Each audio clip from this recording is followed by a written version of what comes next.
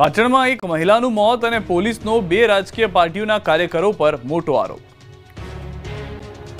પાટણના રાધનપુરમાં ખુલ્લી ગટરમાં પડી જવાથી મહિલાના મોત મામલે મોટો ખુલાસો થયો। મહિલાના મોત અંગે તો મોટો ખુલાસો થયો છે, પરંતુ આખા કેસમાં સરકારી તંત્રને પણ ખોટી રીતે બદનામ કરવામાં કાવતરાનો પર્દાફાશ થયો। આ અંગે પાટણ પોલીસે આમ આદમી પાર્ટી અને કોંગ્રેસના કાર્યકરો સામે પણ આક્ષેપ કર્યા। તાજેતરમાં મહિલાનું ખુલ્લી ગટરમાં પડી જવાથી મોત થયું હતું। જોકે આખી ઘટનામાં નવો જ વળાંક આવ્યો। મહિલાનું મોત ગટરમાં પડી જવાથી નહીં, પરંતુ રિક્ષા ચાલકની ટક્કરથી થયું હોવાનો ખુલાસો થયો, અને આ વાતનો ખુલાસાનો જીવતો જાગતો પુરાવો સીસીટીવીમાં પણ કેદ થયો। પોલીસનું કહેવું છે કે રિક્ષા ચાલકની ટક્કરથી રસ્તે ચાલતી મહિલા નીચે પટકાઈ છે અને તેને માથામાં ઈજા થાય છે, જે બાદ રિક્ષા ચાલક મહિલાને તેની જ રિક્ષામાં લઈને હોસ્પિટલ ખસેડે છે, જ્યાં એ તબીબોને કહે છે કે આ મહિલા ખુલ્લી ગટરમાં પડી ગઈ હતી, જ્યાં સારવારમાં મહિલાનું મોત થયું। આ તરફ બનાવ બાદ મૃતકના સગાઓને આપ અને કોંગ્રેસના કાર્યકરોએ ગેરમાર્ગે દોરવાનો પ્રયાસ કર્યો અને કહ્યું કે જો તમે આરએનબીની બેદરકારીથી મોત થયું હોવાનું કહેશો તો સરકારી સહાય મળશે। તેથી લાલચમાં આવી સગાઓએ સોશિયલ મીડિયામાં મોતનું કારણ આરએનબી વિભાગની બેદરકારી હોવાની વાત વહેતી કરી। જોકે પોલીસે તટસ્થ તપાસ કરતા આખો મામલો બહાર આવ્યો। આ કેસમાં પોલીસે રિક્ષા ચાલક સામે ગુનો નોંધી અટકાયત કરી છે। દ્વારકા ખંભાળિયા પોરબંદર હાઈવે રોડ પર ક્રેનમાં લાગી આગ। ધતુરિયા ગામના પાટિયા પાસે ક્રેનમાં લાગી આગ। વીજ વાયરને અડીને જતા ક્રેનમાં આગ લાગી હતી। આગ લાગવાના કારણે ધુમાડાના ગોટે ગોટા નીકળ્યા।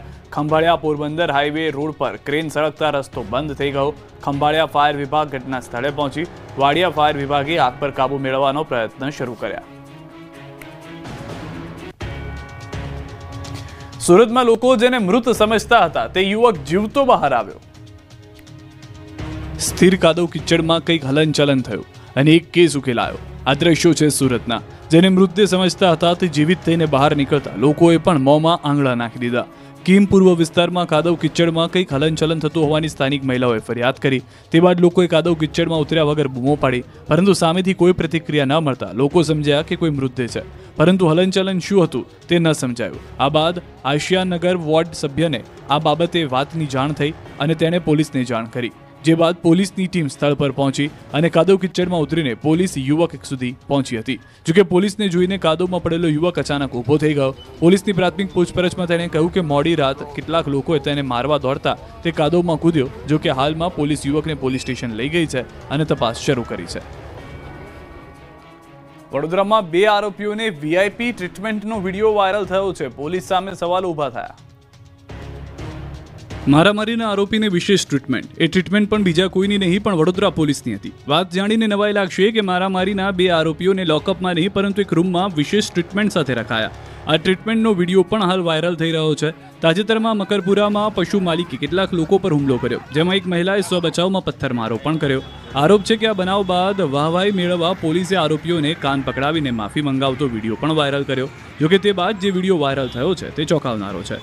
આરોપ છે કે આરોપીઓને લોકઅપમાં રાખવાને બદલે વિશેષ રૂમ ફાળવવામાં આવ્યો, જેમાં ડી સ્ટાફના રૂમમાં આરોપીને રાખવામાં આવ્યા અને કોઈને શંકા ન પડે તે માટે રૂમના દરવાજાને પણ બહારથી સ્ટોપર મારી દેવાય। તો આરોપી પાસે બીડી અને લાઇટરની સુવિધા પણ જોવા મળી હતી। મકરપુરામાં દેખાડાની કામગીરી બાદ બે આરોપીઓને પોલીસે આપેલી વીઆઈપી સુવિધા હાલ ટોક ઓફ ધી ટાઉન બની છે। ગરબાના પાસ વિતરણ સમયે અફરાતફરી થઈ ગઈ। ખેલૈયાઓને બોલાવતા તોડફોડ। ગુજરાતના સૌથી મોટા યુનાઇટેડ વે ગરબાના પાસ વિતરણ દરમિયાન અફરાતફરીનો માહોલ સર્જાયો। વડોદરામાં અલકાપુરી ક્લબ ખાતે વિતરણ આયોજન કરવામાં આવ્યું હતું, જ્યાં વહેલી સવારથી ખેલૈયાઓ લાંબી લાઇનમાં ઉભા રહ્યા હતા। 4000થી વધુ ખેલૈયાઓ એકસાથે એકઠા થતા ધક્કામુક્કી સર્જાઈ। કલાકો સુધી રાહ જોયા બાદ પણ પાસ ન મળતા ભીડ બેકાબુ બની। લોકોએ તોડફોડ શરૂ કરી દીધી, જેમાં મુખ્ય દરવાજાના કાચ તૂટી ગયા। એક મહિલા સહિત 3 લોકો ઇજાગ્રસ્ત થયા, જેમને તાત્કાલિક 108 મારફતે હોસ્પિટલ ખસેડાયા। પોલીસે તાત્કાલિક પરિસ્થિતિ પર નિયંત્રણ મેળવ્યો। લોકોનો આક્ષેપ છે કે 5500 રૂપિયા ચૂકવવા છતાં પણ કોઈ સુવિધા નથી। આણંદમાં એક હત્યાનો ભેદ ઉકેલાયો। ખુદ માતા પિતાની પોલીસે કરી ધરપકડ। હાલના કળિયુગી સમયમાં પરિવારના સભ્યો એકબીજા માટે કાળ બની રહ્યા છે। માતા પિતાએ જ પુત્રને પતાવી દીધો। આણંદ શહેરમાં ભારેજ ઓવરબ્રિજ નજીક ઉમરીનગર વિસ્તારમાં ચકચારી હત્યાની ઘટના બની।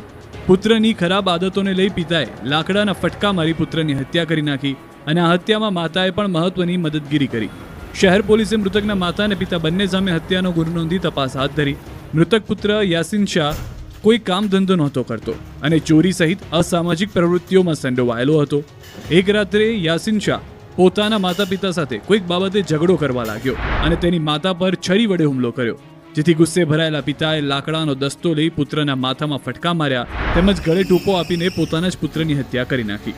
બાદમાં પાડોશીઓને જાણ થતાં તેઓ દોડી આવ્યા અને ગંભીર હાલતમાં યાસીન શાહને તાત્કાલિક હોસ્પિટલમાં ખસેડવામાં આવ્યો. જોકે સારવાર દરમિયાન તેનું મોત નીપજ્યું. પોલીસે મૃતકના પિતા અબ્દુલ શાહ દિવાન સામે અને માતા બિસ્મિલ્લા બાનુ સામે હત્યાનો ગુનો નોંધ્યો છે. 3 વર્ષ પહેલા ચોરાયેલી બાઇકનો આવ્યો ઈ-મેમો, માલિક દોડતા પહોંચ્યા પોલીસ સ્ટેશન. બોડેલીમાં 3 વર્ષ પહેલા ચોરાઈ ગયેલી વેપારીની બાઇક હજુ સુધી મળી નથી, પરંતુ તેનો ઈ-મેમો અચાનક આ બાઇક માલિકના મોબાઈલ પર આવતા આખા પરિવારમાં આશ્ચર્યનું વાતાવરણ ફેલાયું. મેમોમાં હેલ્મેટ વિના બાઇક ચલાવવાને કારણે 500 રૂપિયાનો દંડ લગાવાયો અને તેમાં ચાલકનો સ્પષ્ટ ફોટો પણ છે, જેથી આ બાઇક માલિકે પોતાની બાઇક ગુનાહિત પ્રવૃત્તિમાં વપરાઈ રહી હોવાની આશંકા વ્યક્ત કરીને બોડેલી પોલીસને રજૂઆત કરી. વેપારી જાવેદભાઈ ખત્રીએ પોલીસ સ્ટેશને નોંધાવેલી ફરિયાદ મુજબ બોડેલીના મેઇન બજાર વિસ્તારની 28 ડિસેમ્બર 2022ના રોજ તેમની યોગા ડ્રીમ બાઇક દ્વારકાધીશ મંદિરની બાજુથી ચોરાઈ ગઈ, જે બાદ તેમણે તરત જ બોડેલી પોલીસ મથકમાં ચોરીની અરજી નોંધાવી હતી. પરંતુ 3 વર્ષ વીતી જવા છતાં તેમની બાઇકનો કોઈ જ અથોપતો નથી અને હવે અચાનક તેમના મોબાઈલ નંબર પર આ બાઇકનો ઈ-મેમો આવ્યો. તો 20 ઓગસ્ટ 2025ના રોજ તેમને મોબાઈલ પર વડોદરાના મકરપુરા પોલીસ મથકથી 500 રૂપિયાનો ઈ-મેમો આવ્યો. આ મેમો બાઇકમાં હેલ્મેટ વિના ચલાવવાને કારણે દંડ લગાવાયો. તેમાં ચાલકનો સ્પષ્ટ ફોટો પણ જોવા મળે છે. વેપારીએ તરત કીધું કે મને લાગે છે કે મારી આ બાઇક કોઈ ગુનાહિત પ્રવૃત્તિમાં વપરાઈ રહી છે, કે જો આ મામલે વધુ તપાસ થઈ હોત તો 3 વર્ષ પહેલા જ ચોરાયેલી બાઇક મને પાછી મળી શકી હોત. તો મધરાતથી નવરાત્રીના પ્રારંભ સાથે જ ઘણી ચીજવસ્તુઓના ભાવ પણ ઘટી જશે. 22 તારીખથી દેશભરમાં નવા જીએસટી દરો અમલમાં આવશે, જેને કારણે કેટલીક વસ્તુઓના ભાવ સસ્તા થઈ જશે. જીએસટીમાં 2 મોટા ફેરફાર થયા છે. હવે મોટાભાગની પ્રોડક્ટ્સ પર 5% અને 18% જીએસટી લાગુ થશે. તો સ્પેશિયલ સ્લેબમાં લક્ઝરી પ્રોડક્ટ્સ તેમજ હાનિકારક પદાર્થો પર એક વિશેષ જીએસટી લાગુ કરાય છે.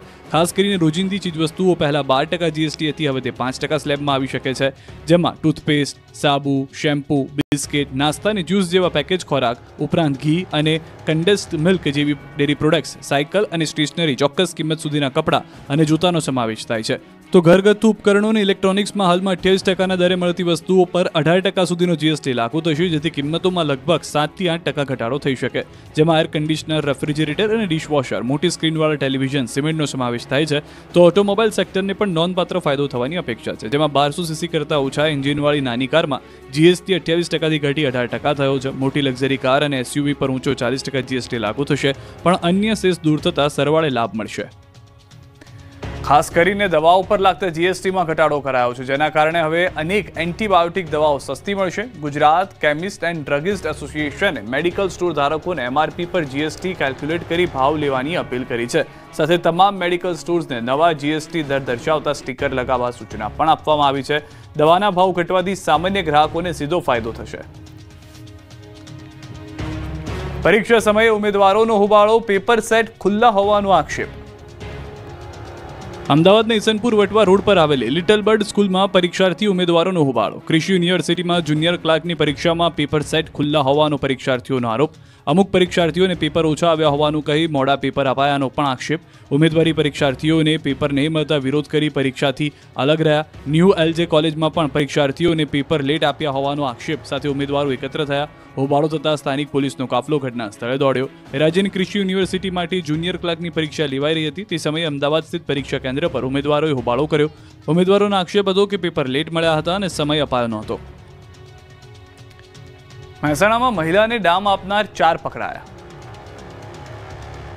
પવિત્રતાની અંધશ્રદ્ધામાં પરિણીતાને ઉકળતા તેલમાં હાથ નાખવા મજબૂર કરાવવાના મામલે 4 આરોપીઓની ધરપકડ કરાઈ.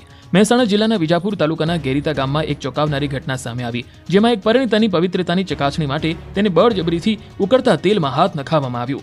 આ ઘટનામાં મહિલા ગંભીર રીતે દાઝી ગઈ. પોલીસે આ મામલે સખ્તાઈભરી કાર્યવાહી કરતા નણંદ અને નણદોઈ સહિત કુલ 4 આરોપીઓની ધરપકડ કરી. મહેસાણાના વિજાપુર તાલુકાના ગેરીતા ગામે નણંદે તેમના ભાભીના ચારિત્ર પર ખોટો વહેમ રાખી ગાળો આપી અને ખેતરમાં કોઈ અન્ય પુરુષ સાથે હોવાનો આરોપ મૂક્યો. ફરિયાદી મહિલાએ આ વાતનો ઇનકાર કર્યો, ત્યારે નણંદે ઉશ્કેરાઈ તેમના પતિ અને ભાઈને બોલાવી સતના પારખા કરાવ્યા. નણંદે તેમને માર માર્યો હતો અને બળજબરીપૂર્વક તેના હાથ ઉકળતા તેલમાં નાખ્યા હતા. નર્મદા કેનાલ પાસે બર્થડે સેલિબ્રેટ કરતા કપલ પર હુમલો, લૂંટીને યુવકની હત્યા. નવરાત્રીના ગણતરીના દિવસો બાકી છે, ત્યારે નવરાત્રીમાં ખૂણે ખાચરે બેસતા કપલ માટે સાવધાન કરનારી ઘટના ગાંધીનગરમાં બની. ઘટના ગાંધીનગરના અડાલજ પાસે અંબાપુર નર્મદા કેનાલ પાસે બની. અમદાવાદના હાંસોલ વિસ્તારમાં રહેતો વૈભવ મનવાણી તેની મિત્ર સાથે અંબાપુર નર્મદા કેનાલના સર્વિસ રોડ પર રાત્રિના સમયે બેઠો હતો.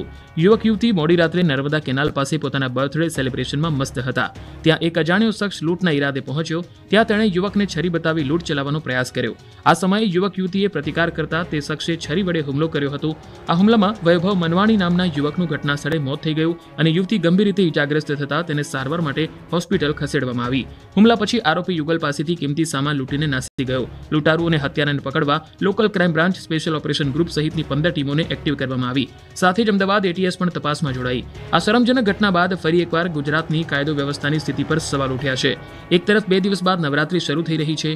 યુવક યુવતીઓ મોડી રાત સુધી ઘરની બહાર રહેશે. ત્યારે રાજધાની ગાંધીનગરમાં જ જો યુવકની હત્યા થઈ જાય તો બાકીના શહેરોની તો વાત જ શું કરવી. આવી સ્થિતિમાં બસ એટલું જ કહેવું છે કે માં અંબા તું જ બચાવજે આ ગુજરાતને.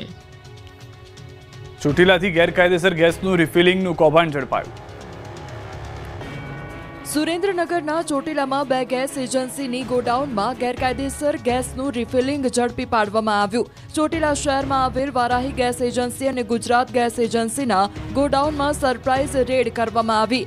બંને ગેસ ગોડાઉનમાંથી પિકઅપ વાન, ગેસ સિલિન્ડરની 261 બોટલો, 5 electric motor, 72 lighter, 125 nozzle pipe, 45 gas stove, 17 oxygen bottle, વજન કાંટો, રેગ્યુલેટર સહિત કુલ 15.33 લાખનો મુદ્દામાલ કબજે કર્યો. આ સાથે જ 1545 ગેસ સિલિન્ડરના તૂટેલા સીલ કવર પણ ગોડાઉનમાંથી કબજે કરવામાં આવ્યા. ગેસ સિલિન્ડરના સીલ તોડી ખાલી સિલિન્ડરમાં રિફિલિંગ કરતા હતા. રહેણાંક મકાનમાં મંજૂરી અને લાયસન્સ વગર રિફિલિંગ કરતા તો ફાયર સેફટીના સાધનોનો અભાવ વગેરે અનેક પ્રકારની ક્ષતિઓ પણ મળી આવી છે. પોલીસે આ મામલે કાર્યવાહી હાથ ધરી છે.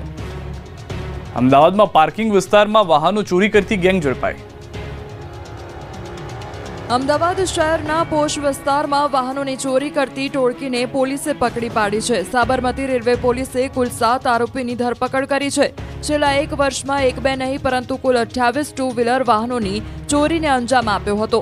ચોરીના વાહનો બારોબાર વેચી મારતા હતા. આ લોકો પશ્ચિમ અમદાવાદમાં જાહેર પાર્કિંગ અને બ્રિજ નીચે પાર્ક કરેલા ટુ વ્હીલર ચોરતા હતા. આરોપી બહાદુર કમિશન લઈને આ ચોરી કરેલા ટુ વ્હીલરને બાવળા અને તેની આસપાસના લોકોને વેચી દેતો. પંચમહાલથી સમાચાર. ગોધરામાં પોલીસ મથકમાં તોડફોડનો મામલો. પોલીસે 21 આરોપીઓની ધરપકડ કરી કોર્ટમાં રજૂ કર્યા. આરોપીઓને લઈ જતી વખતે લોકોએ ભારત માતા કી જયના નારા લગાવ્યા. ગોધરાના શહેરીજનોએ પોલીસની કામગીરી બિરદાવી. ઇન્ફ્લુએન્ઝરના સમર્થનમાં ટોળાએ પોલીસ સ્ટેશન માથે લીધું હતું. પ્લે કાર્ડ અને નારેબાજી કરી પોલીસ સ્ટેશનમાં અંદર ઘૂસી તંગદિલીનો માહોલ ઊભો કર્યો હતો.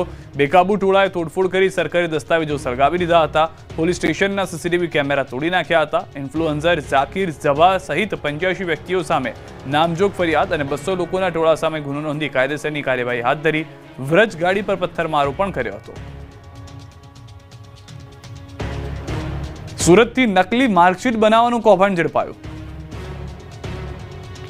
સુરત શહેર પોલીસને વર્ષ 2024માં ઉત્તરાયણ પોલીસ સ્ટેશનમાં નોંધાયેલા બનાવટી માર્કશીટ અને સર્ટિફિકેટના કૌભાંડમાં મોટી સફળતા મળી છે. લાંબા સમયથી ફરાર રહેલા 2 મુખ્ય આરોપીઓ બોની વિનોદભાઈ તાળા અને વૈભવ અશ્વિનભાઈ તાળાને ક્રાઇમ બ્રાન્ચની ટીમે ઝડપી પાડ્યા છે. આ આરોપીઓ વિવિધ યુનિવર્સિટીઓ અને શિક્ષણ બોર્ડના બોગસ દસ્તાવેજો બનાવી વિદ્યાર્થીઓ પાસેથી આર્થિક લાભ મેળવી રહ્યા હતા. પોલીસ તપાસમાં સામે આવ્યું છે કે મુખ્ય આરોપી બોની તાળા સરથાણાના વેસ્ટર્ન પ્લાઝા આરંભ એજ્યુકેશનના નામથી વિઝા સર્વિસનો વ્યવસાય ચલાવતો હતો. તે તેના સહ આરોપી વૈભવ તાળા સાથે મળીને ડુપ્લિકેટ માર્કશીટ બનાવવાનું રેકેટ ચલાવતો હતો અને આ માર્કશીટ સાક્ષી ફેનિલ વિરડિયા મારફતે વેચતો હતો. આ ગુનામાં કુલ 6 આરોપીઓ સામે ગુનો દાખલ કરવામાં આવ્યો છે. હવે બોની અને વૈભવની ધરપકડ થતા કુલ 5 આરોપી પકડાયા. અલગ અલગ યુનિવર્સિટીઓ અને રાજ્યોના શિક્ષણ બોર્ડની બનાવટી માર્કશીટ અને સર્ટિફિકેટ બનાવતા હતા.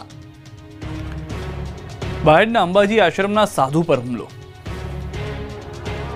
અરવલ્લીના બાયડના બોરોલ ખાતે આવેલા અંબાજી આશ્રમમાં કેટલાક લૂંટારુઓએ હુમલો કર્યો હતો. લૂંટના ઈરાદે કેટલાક શખ્સો આશ્રમ ખાતે ધસી આવ્યા હતા. મોડી રાત્રે આવેલા અસામાજિક તત્વોએ લૂંટના ઈરાદે આશ્રમના સાધુ પર હુમલો કર્યો. સાધુને ગંભીર ઈજા પહોંચતા સારવાર માટે હોસ્પિટલમાં ખસેડવાની ફરજ પડી. બીજી તરફ સાધુ પર હુમલાથી ચકચાર મચી ગઈ. રાજકોટમાં અમિત શાહના આગમનની તૈયારીઓ તેજ. રાજકોટના રેસકોર્સના મેદાનમાં 22મી સપ્ટેમ્બરે નવરાત્રિના પ્રથમ દિવસે રાજકોટ જિલ્લા સહકારી બેંકની 66મી સાધારણ સભામાં દેશના ગૃહ અને સહકાર મંત્રી અમિત શાહ ઉપસ્થિત રહેવાના છે, જેને લઈને તડામાર તૈયારીઓ ચાલી રહી છે. દર વર્ષે જામકંડોરણામાં યોજાતી સાધારણ સભા આ વખતે પ્રથમ વખત રાજકોટ શહેરમાં યોજાઈ રહી છે. 22મી સપ્ટેમ્બરના બપોરે 1:30 વાગે રાજકોટના રેસકોર્સ મેદાનમાં સભા યોજાશે. આ કાર્યક્રમ દરમિયાન રાજકોટ જિલ્લા સહકારી બેંકની હેડ ઓફિસ ખાતે સરદાર વલ્લભભાઈ પટેલ અને વિઠ્ઠલ રાદડિયાની પ્રતિમાનું અનાવરણ કરવામાં આવશે અને મંડળીના સભાસદો તેમજ ખેડૂતોના લાભ માટે જાહેરાત કરવામાં આવશે. રાજકોટ અને મોરબી જિલ્લાની સહકારી સેવા મંડળી, દૂધ મંડળી તેમજ મંડળી સાથે જોડાયેલા ખેડૂત સભાસદો અને પશુપાલકો ઉપસ્થિત રહેશે. આ વખતે પણ ખેડૂતો તેમજ મંડળીના લાભ માટેની જાહેરાત કરવામાં આવશે.